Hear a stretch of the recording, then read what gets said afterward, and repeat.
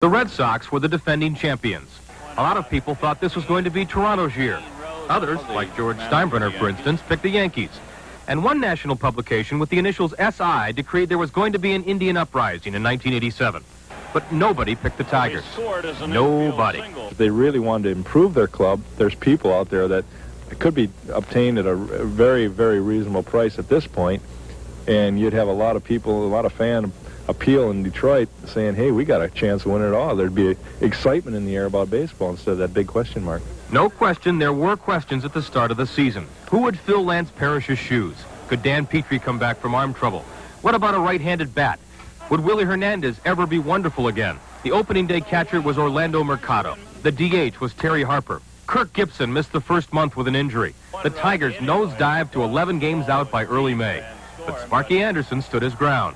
This is not only a good baseball team, it's going to be an outstanding baseball team. And come October the 4th, everybody in Detroit's going to be very happy. The manager would be the prophet. From a low mark of 11-19 on May 11th, the Tigers began to put the pieces together. The Eastern Division lead would belong to Milwaukee, and then New York, and then the Blue Jays. But the Tigers were slowly creeping into contention. Bill Madlock joined the club in June. Remember the back-to-back-to-back homers in the ninth from Grubb, Noakes, and Madlock to beat Baltimore. The Tigers stood 5 games back at the All-Star break. They're going to sit back and say the pitching's been outstanding for this year. I think that's what they're really going to talk about. Morris had 12 wins by the break, on his way to 18. Frank Tanana won 4 straight as the Tigers hit the dog days of August. Walt Terrell was unbeatable at home, earning a career-high 17 victories overall. And the crusty Doyle Alexander came on in August, and all he did was win 9 games without a loss. August 26th, the Tigers score 5 in the 9th and hold on to beat the Minnesota Twins. There's a long belt, way back in deep left center and gone. The Tigers were getting the big hit, the big defensive play, the strong outing. The fact that surprised me is Matt Noakes has hit as well as he has.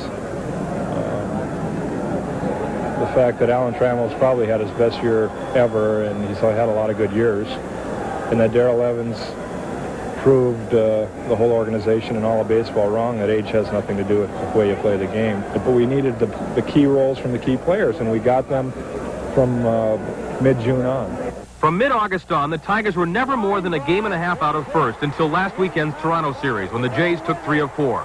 But the fates decreed it would come down to the final day of the season. Regardless of what happens, that it's going to be a successful year. But once you're this close, it'd be very disappointing to lose, and we want to win this thing very bad.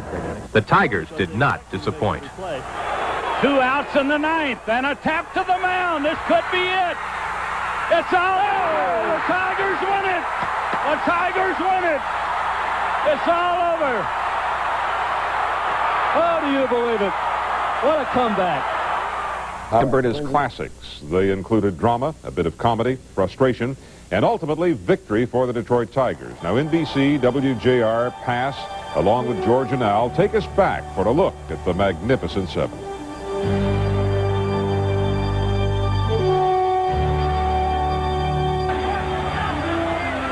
That gets away, and will it score? Here's Jack. He puts the tag down. Safe. He missed it. 2 strikes to Gibson.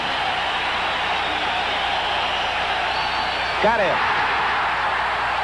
Toronto wins game 1 of this 4-game weekend series. Many are standing here at Exhibition Stadium as the Blue Jays have scored 2 in the bottom of the 9th to tie it.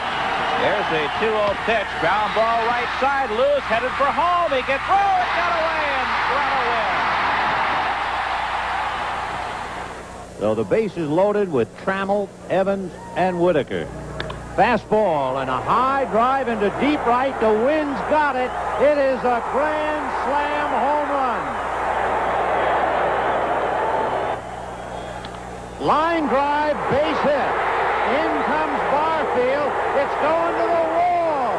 In comes Upshaw. Here comes Thornton to win it.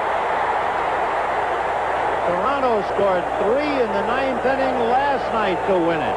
And 3 in the 9th inning today to beat a Tiger team that has to have its heart broken.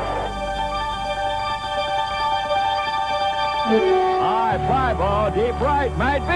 It is long gone. A home run for Gibson to tie the game. 2 on and 1 out in the 13th inning. And the pitch to Gibson. Fly ball into shallow center field. It could be trouble. It's going to fall in. And over his head.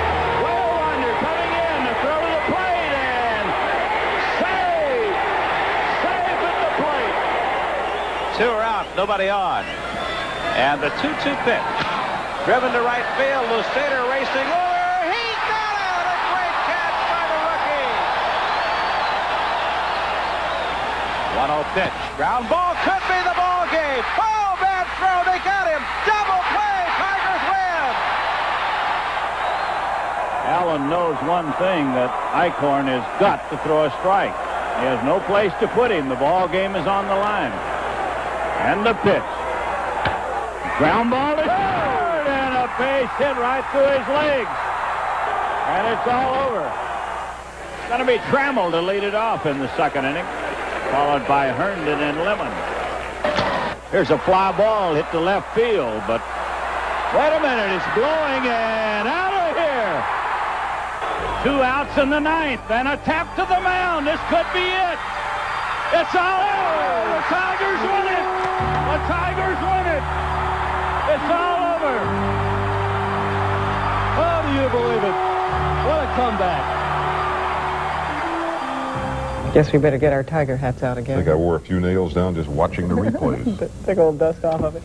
That is our report. Thank you for watching. News 4 at 6 coming up now with Margie Reedy and Jack Legault.